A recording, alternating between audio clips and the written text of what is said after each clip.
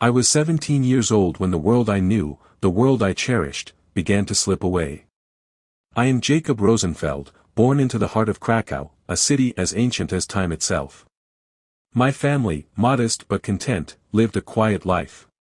Our bakery sat nestled between two buildings, its wooden sign swaying gently in the morning breeze. The smell of freshly baked bread filled the air, and my sister Anna would run through the house, her giggles chasing away any worries. My father, David, worked beside me every day, his hands skilled at kneading the dough that became our livelihood. My mother, Miriam, always had a soft smile for us, her arms open in warmth, her voice humming as she cooked the evening meals. We were simple people, living simple lives, unaware that a storm was brewing just beyond our doorstep. Then, in September 1939, the storm arrived. The sky over Krakow grew dark with fear. I remember that morning, my father's eyes were distant as he stood in the doorway, listening to the distant sounds of marching boots. "Jacob," he said, his voice unsteady, "the Germans have invaded Poland.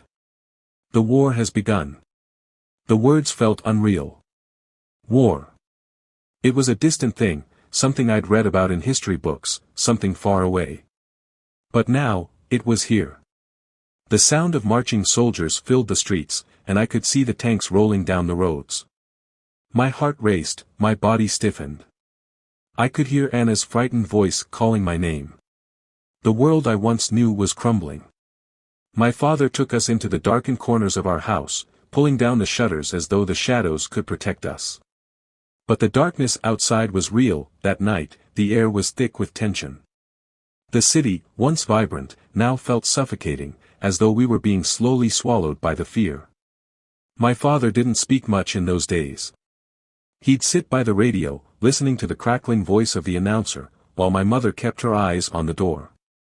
Every moment felt like a countdown, a reminder that time was slipping away. In the early hours of the morning, my father's voice broke the silence. "We have to leave," he said. I looked at him, confused, the weight of his words sinking in. Leave? Where? There was no place to run. We fled the house, not knowing where we were headed, just knowing that staying meant death. The streets were empty except for soldiers marching, their boots echoing like thunder. I held Anna's hand tightly, trying to shield her from the chaos. We ran through narrow alleys, my breath sharp in my chest. Every corner we turned, there was danger. We were just a family, no different from the others fleeing in the night. But in the madness, we were nothing. Invisible. All I could hear was the sound of my own heartbeat, thumping in my ears as we kept running. Days blurred into one another after that. My family was forced into a ghetto in the heart of Krakow, a place surrounded by barbed wire, a cage where we no longer had rights, no longer had the freedom to breathe. The walls around us seemed to close in with each passing day, as if the world outside was no longer meant for us. I remember the first time I saw the soldiers come into our ghetto. They marched through, their eyes cold, their guns glinting in the sun. They rounded up families, tearing children from their mothers, husbands from their wives. I watched from the corner, unable to move, my heart frozen with fear. Anna cried out for my mother, and I held her close, my own tears blurring my vision. "It will be all right," I whispered, though I didn't believe it. It felt like we were already dead, living only for the next breath. One cold morning, we were shoved onto a train. There was no telling where it was taking us, but we knew it wasn't somewhere good. The cattle cars were overcrowded, suffocating. The air was thick with the scent of sweat, fear, and hopelessness. I held Anna as close as I could, trying to shield her from the rough hands of the soldiers pushing us into the car. I tried to comfort her, but my own heart was breaking. I could hear the cries of the other passengers, their pleas for mercy falling on deaf ears. My mother, her face pale and tight, clasped my father's hand. I didn't know how long we were on that train, only that it felt like an eternity. The darkness inside the car seemed to grow, pressing in on all sides. The journey was unbearable, and I lost count of the days. The only thing that kept me going was the thought of Anna, her small hand still clutching mine. That we arrived at a place I had never imagined, a place where the air felt thick with death. Auschwitz. The gates were iron, the fences high, and the guards' faces were all too familiar. They looked at us like we were nothing more than animals. The selection process was swift. Families were torn apart. My father was taken to one line, my mother to another. Anna and I were pushed toward a group of women, while my father disappeared into the darkness. I never saw him again. We were forced into barracks like cattle, our identities stripped away.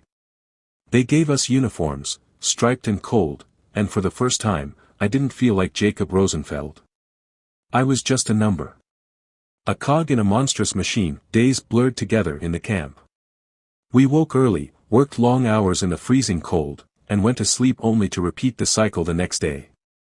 Every day felt like an eternity. People died around us, and yet we were expected to keep moving, to keep working as though we were no more than tools. I saw people break. Some gave in to despair, some to starvation.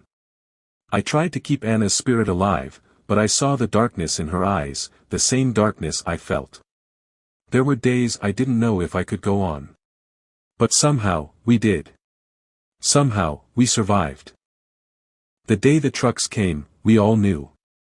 We had heard the whispers. The gas chambers were waiting.